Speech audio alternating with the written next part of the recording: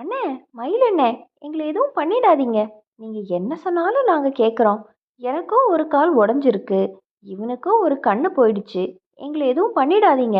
நாங்க 2 பேரும் உங்களுக்கு அடிமையாவே இருக்கோம் என்று சொன்னது. ஆஹா, நமக்கு இப்படி ஒரு அடிமைகளா? மயிலுக்கு நரிகள் அடிமையாக இருப்பத இப்பதான் நான் பார்க்குறேன். இவனுங்களை விட்டுறக்கூடாது. நமக்கு சாதகமா இவங்களை கணக்கு பண்ணி வச்சுக்கணும் என்று மயில் தனது மனதில் நினைத்து கொண்டது.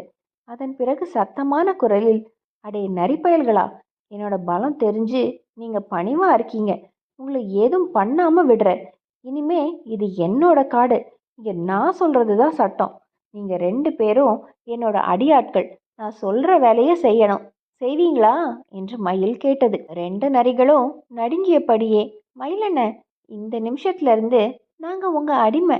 நீங்க என்ன சொல்றீங்களோ அதை அப்படியே கேட்குறோம் என்று ஒரே குரலில்